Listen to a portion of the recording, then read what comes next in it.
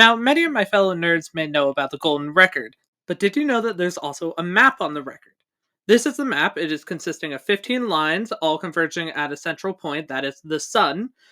14 of those lines are pulsars, and the actual length of the line is the distance from the sun to each pulsar relative to each other.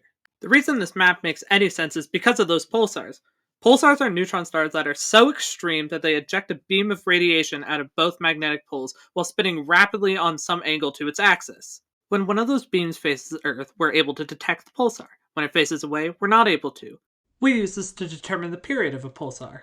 So, if the aliens knew both the period of all 14 pulsars and their relative distance from each other and our sun, they'd be able to triangulate the distance to our sun using even just a couple of these pulsars. Sounds simple enough, but if we tried just telling aliens that a pulsar rotates once every 5 seconds, we're going to run into a little bit of a language barrier. And so, to communicate our point, we use science, which is a universal language. That's where this little thing comes in. This is a hydrogen atom. We use hydrogen because hydrogen is everywhere, and so aliens are way more likely to know its properties. Our focus, though, is on this little electron right here. This electron oscillates from spinning up and spinning down at a constant rate.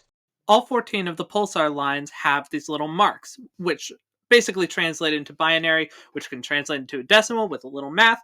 And then if you multiply it by this hydrogen amount, which is known officially as a hyperfine transitional period, you'll be able to get the frequency of the pulsar.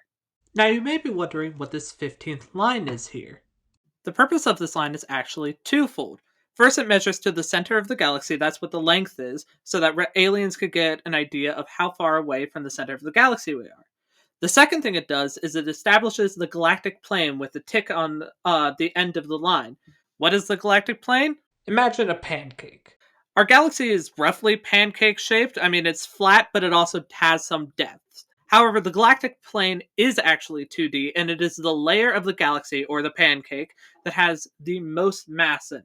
Each of the 14 pulsar lines also has this tick, and the further away it is from its endpoint, the further off it is from the galactic plane, allowing basically this single line to make our 2D map into 3 dimensions.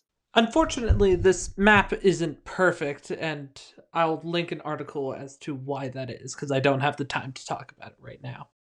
4 spacecraft are on their way to the unknown, and in that unknown, some fascinated little alien may find a golden treasure map inscribed on it, leading to the treasure trove of life that we call Earth.